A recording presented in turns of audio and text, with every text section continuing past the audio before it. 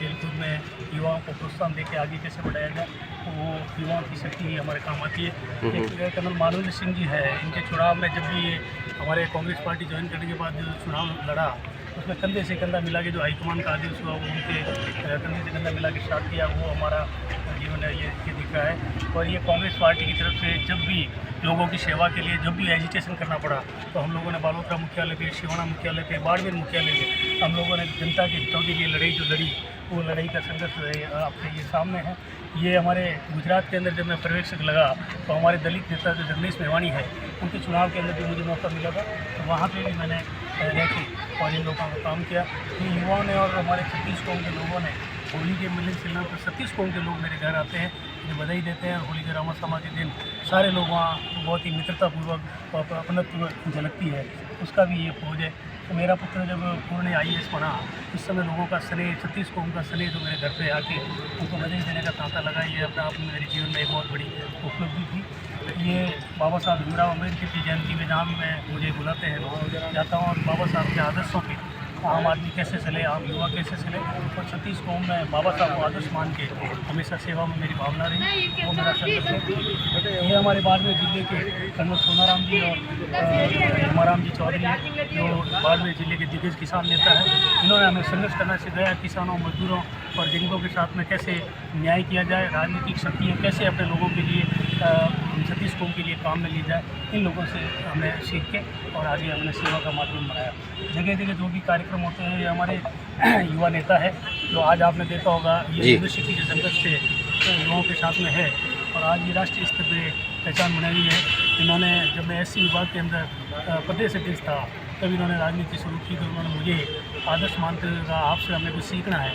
वास्तव में उन्होंने जब हमारे बताए हुए रास्ते पर पार्टी में निष्ठा से चले, आज ये सबसे ऊंची पोस्ट पे दलित नेता के रूप में राष्ट्रीय NSC के अध्यक्ष हैं, राहुल गांधी के साथ विश्वास पाते हैं। आदमी को विश्वास और करते हुए अपने निष्ठा में कायम रखनी चाहिए, तो आदमी जरूर आगे बढ़ता है। ये डॉक्टर मनमोहन सिंह जो हमारे प्रधानमंत्री, जो इन्होंने रिफाइनरी का, आज जो रिफाइनरी की जो वाई ले रहे हैं, वो रिफाइनरी की देन और रिफाइनरी का जो ये काम है, वो हमारे सोनिया गांधी जी, UPA चेयरपर्सन, हमारा प्रधानमंत्री स्वर्गीय मनमोहन सिंह जी और हमारे लोकप्रिय नेता अशोक गहलोत जी की देन है।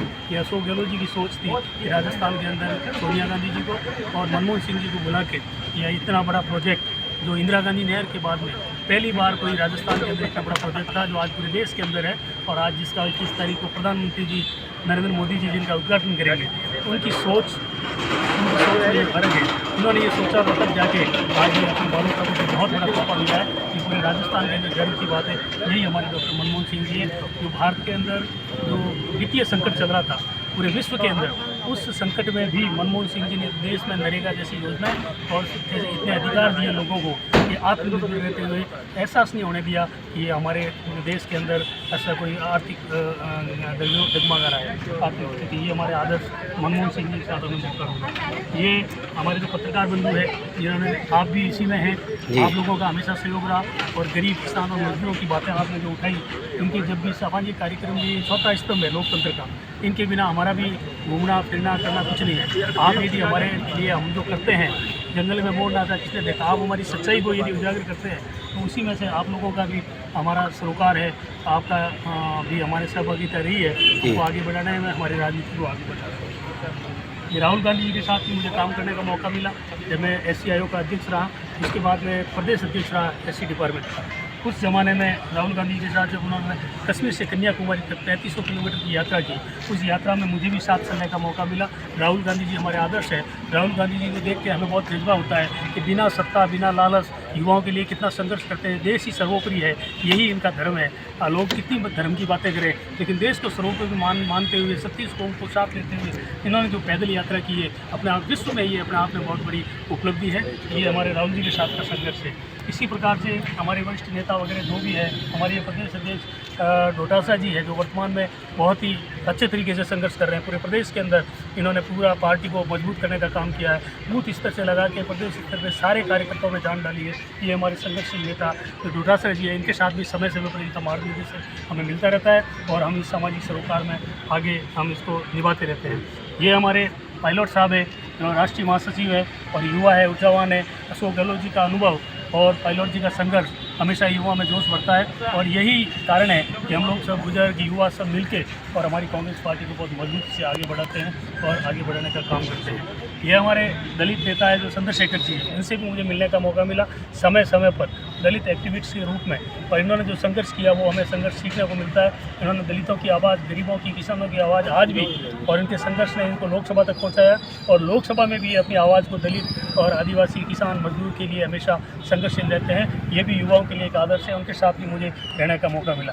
ये जो गहलोत साहब है तो राजस्थान के 3 बार मुख्यमंत्री और 5 बार MP, 2 बार प्रदेश अध्यक्ष, और इनका अनुभव हमारे राजस्थान की जनता के लिए, आम आदमी के लिए, किसान के लिए, मजदूर के लिए आज भी लोग इनको याद करते हैं। इनकी योजनाएं जो राजस्थान में बनी है, राजस्थान का आम आदमी, आम गरीब, आम किसान, आपने देखा होगा अभी थोड़े दिन पहले जब गहलोत जी कहीं यात्रा में निकले थे मोटरसाइकिल पे, उनकी योजनाओं का एक पैकेट जो है मोटरसाइकिल के पीछे लगा हुआ था और खुद उनका वीडियो बना रहे थे। ये अपने आप में एक पहचान है कि आज भी अशोक गहलोत लोगों के दिल में है और अशोक गहलोत जी का संघर्ष आज भी गरीब किसान के लिए है और गरीब किसान, मजदूर, युवा सारे एकजुट होकर हम कांग्रेस में अशोक गहलोत जी को आदर्श मानते हैं। तो ये गांधीवादी नेता है और इनके आदर्शों पे चलने वाला राजनीति में हमेशा ऊंचाइयां पे पहुंचता है। ये मेरा जीवन का अनुभव है।